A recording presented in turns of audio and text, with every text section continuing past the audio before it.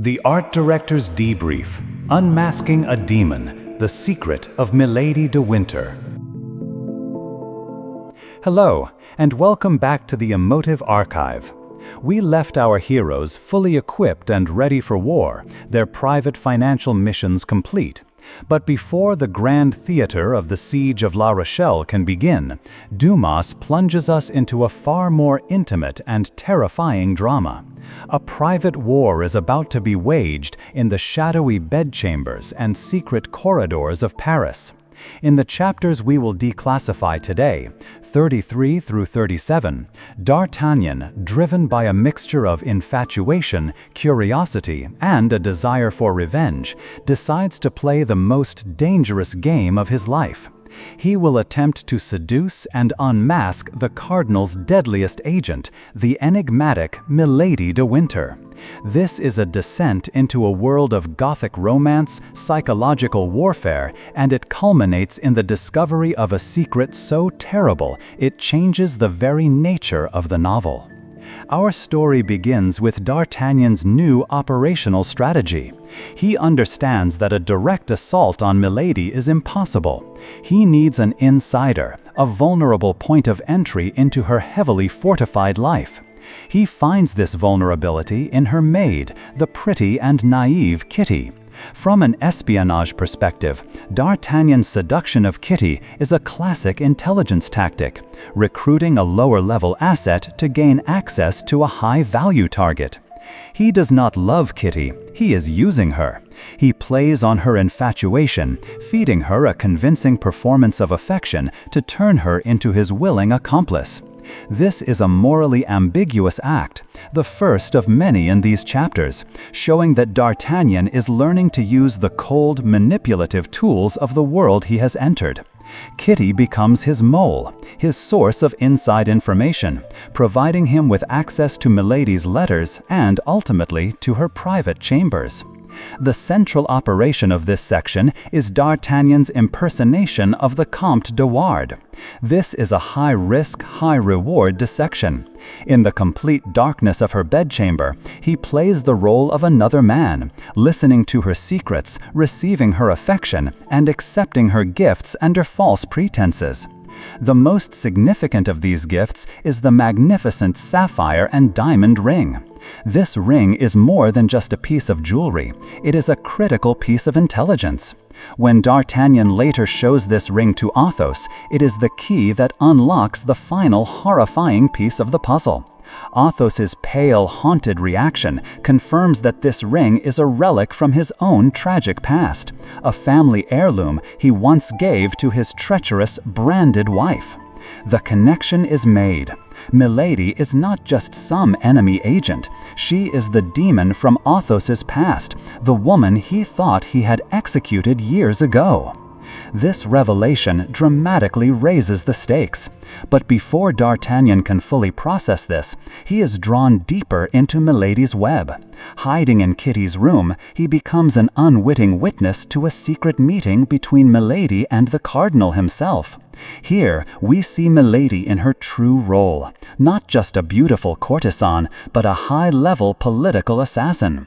We overhear her demanding the death of de Wardes, whom she believes has scorned her, and more importantly, we witness the Cardinal tasking her with her next great mission. The Cardinal gives her a carte blanche, a signed pardon that effectively gives her a license to kill in the name of the state. This is a chilling moment. We are no longer in the world of swashbuckling adventure. We are in the cold, brutal world of state-sponsored assassination. This brings us to the climax of these chapters, D'Artagnan's final fateful rendezvous with Milady. Driven by a desire for a personal, twisted form of revenge, he reveals his true identity. The reaction is instantaneous and terrifying. Milady's feigned love transforms into pure, murderous rage. She attacks him with a dagger. In the ensuing struggle, her nightgown is torn, and D'Artagnan sees it. The Fleur-de-lis branded on her shoulder.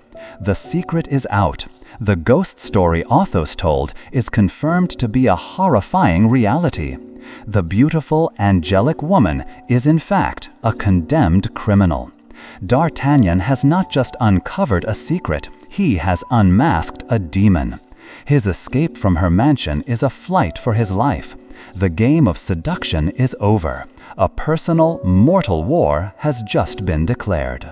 Now that we have anatomized the events of this Gothic interlude, let us elevate our analysis. These chapters represent a significant tonal and genre shift in the novel. The story moves away from the bright, heroic adventure and descends into the dark, claustrophobic world of a Gothic romance. A genre that explores themes of hidden secrets, psychological terror, and the monstrous feminine. Milady de Winter is the heart of this shift. She is one of the most fascinating and complex villains in literature.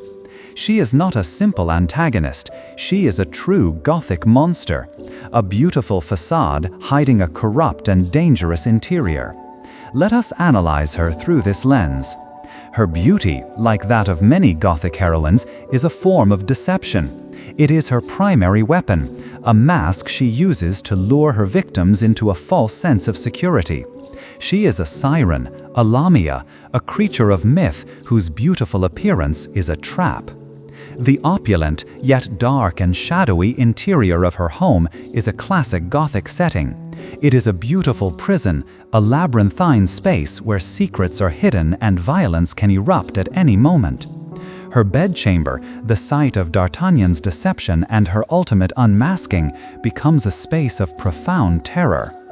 The Fleur-de-lis branded on her shoulder is the ultimate Gothic symbol. It is the indelible mark of a past sin, a physical manifestation of her hidden corruption. The Fleur-de-lis, the very symbol of French purity and royalty, is twisted into a mark of eternal shame. This brand is what truly defines her. It is the secret that she has spent her life trying to hide, the source of her rage and her ruthless desire for control. It explains her entire character. She cannot afford to be weak or to be known, because to be known is to be destroyed. Her evil is not motiveless, it is the desperate, violent lashing out of a woman who has been permanently scarred and cast out by society. She is a monster, yes, but she is a monster that society itself has created, a theme that echoes the tragedy of Frankenstein's creature. D'Artagnan's role in these chapters is also complex. He is no longer the naive hero. In his game with Milady, he adopts the very methods of his enemy: deception, manipulation, and impersonation. He uses the innocent Kitty as a pawn. He lies in the darkness. He seeks not just justice, but a personal, almost cruel form of revenge. He is, in a sense, tainted by the darkness he is trying to expose. His journey into Milady's bedchamber is a journey into the heart of the novel's moral ambiguity. To fight a demon, must one become a demon oneself? This is a question that haunts many a Gothic hero. His discovery of her secret is not a clean victory. It is a traumatic, horrifying revelation that makes him a participant in her dark world. This entire section can be seen as a descent into the underworld of the novel. The bright, homosocial world of the Musketeers, with its clear codes of honor and camaraderie, is temporarily left behind. D'Artagnan enters the dark, feminine, and treacherous world of Milady. This world is governed not by swords and open challenges, but by poisons, secrets, and psychological manipulation. It is a world where love and death are inextricably linked. The sapphire ring, a symbol of love, is also a family heirloom connected to a tragic death. The love letters are intertwined with plots of political assassination. This is the dark, chaotic underbelly of the heroic adventure. In conclusion, these chapters are a brilliant and necessary descent into darkness. They provide a profound psychological portrait of the novel's true antagonist and raise the stakes of the conflict from a political game to a personal war of survival. The revelation of Milady's secret connects all the disparate threads of the story: Athos's past, the cardinal schemes, and D'Artagnan's own fate. The battle is no longer for the honor of a queen, but for the very souls of our heroes. D'Artagnan has looked behind the mask of his enemy and has seen the face of a true demon. The question now is, how will he and his friends survive the holy war that is to come? Thank you for joining me in the Emotive Archive.